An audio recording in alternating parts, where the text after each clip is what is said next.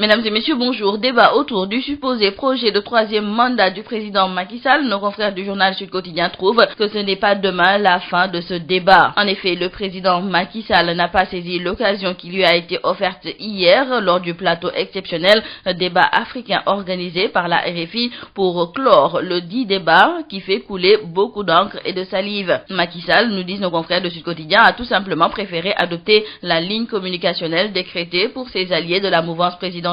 Le chef de l'État a méthodiquement esquivé la question qui lui a été posée par le journaliste Alain Foka sur le troisième mandat. Et le président Macky Sall a même exprimé son étonnement, car pour lui, il trouve inconcevable pour un président qui vient d'être élu qu'on pose déjà le débat du troisième mandat. Et il révèle même à cet effet qu'il a dit à ses amis politiques de son bord de se concentrer pour faire de ce mandat une réussite. Pour nos confrères du quotidien LAS, le chef de l'État concernant ce débat sur le troisième mandat entretient le flou. Et nous restons avec le chef de l'État Macky Sall qui a participé hier à la conférence des chefs d'État et de gouvernement de l'UEMOA. Et selon nos confrères du quotidien Le Soleil, le président de la République a affirmé hier qu'il faut veiller au maintien de la paix et de la sécurité qui sont indispensables au développement de notre espace communautaire. Et justement, pour soutenir au plus vite les pays les plus exposés au terrorisme dans l'espace communautaire, la conférence des chefs d'État et de gouvernement de l'Union économique et monétaire ouest-africaine a décidé d'attribuer immédiatement 100 millions de dollars, soit près de 60 milliards de francs CFA,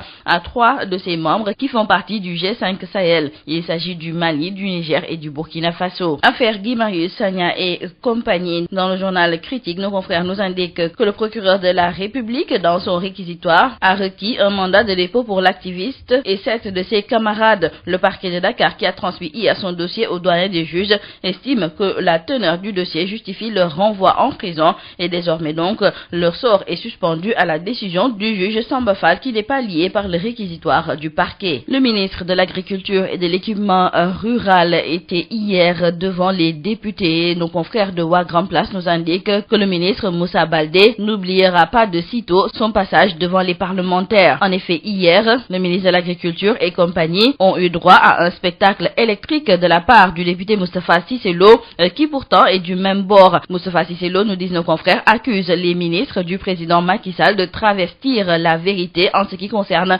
la campagne agricole. Dans le journal Les Échos, nos confrères nous rapportent les propos de Moustapha Cissé Lo, car selon lui, concernant la campagne agricole, on a confié des semences à des bandits. Et il ajoutera qu'il préfère s'en arrêter là, car il ne faut surtout pas le pousser au déballage. Dans le journal Vox Populi, nos confrères nous rapportent aussi les propos de Moustapha Cissé Lo, qui s'est déchaîné hier comme pas possible à l'Assemblée nationale, et il déclare que le jour où il dira ce qu'il sait, ce sera la fin du monde. Le verdict sur l'affaire du maître coranique de Ndiagne, Serigne Cheikhouna Gueye et quelques membres de son entourage sera connu aujourd'hui. Nos confrères de Rewmi Quotidien nous rappellent que le procureur avait requis 2 ans de prison de 2 mois ferme. Le parquet est resté inflexible malgré l'hostilité d'une bonne partie de l'opinion publique, ce qui avait d'ailleurs abouti au saccage du tribunal de Louga, une première dans une affaire en cours. Terminons par le sport. Dans le quotidien du sport Stade, nos confrères reviennent sur la 4e place de Sadio Mané au dernier